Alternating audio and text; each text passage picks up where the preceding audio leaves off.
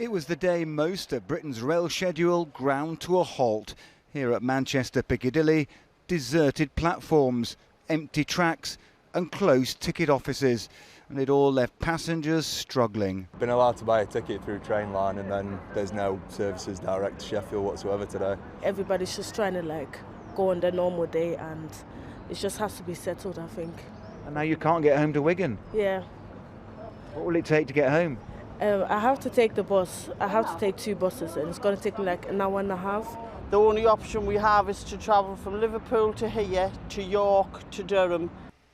Only 20% of trains have run and only between 7:30 a.m. and 6:30 p.m. Services were concentrated on main lines, leaving many towns with no trains at all. In Scotland, only 10% of services ran, with none above the central belt. And in Wales, only 4 routes in the south around Cardiff were operating. Just look at this. The largely blank departure screens show that even where services do exist, they've been pretty threadbare. For example, the last train from here to London left before 3 o'clock. The only thing that's running normally today is the increasingly bitter row about the future of this industry.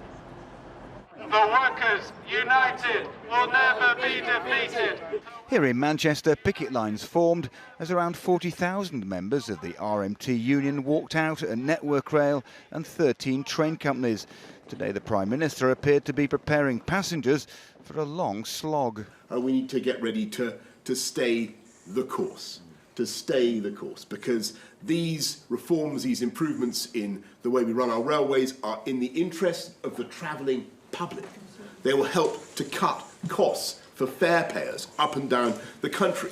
This was Clapham Junction in London, normally one of the busiest in Europe. Bournemouth station was closed with no passenger trains running through Dorset at all. For some, like this mum in Eastbourne, desperate to see her disabled child today, the impact of the strike was devastating. I don't drive because of health, so public transport is my only way of being able to get to see my child. And it just breaks my heart when I can't get there to him. Just even if it's for an hour and a half, just to feel him Big stations like Leeds were largely deserted. There were no dispute talks with the RMT union today, but its leader remained irresolute. We're very sorry for other working people having their lives disrupted. We don't want that to happen. We want a settlement as quickly as we can get one. But unfortunately, we feel we've had no choice but to take this action. We've got such an aggressive agenda against our members working on the railway. Tonight, the industry that's meant to connect Britain is so divided itself that more strikes and much more disruption seem inevitable. Chris Choi, ITV News in Manchester.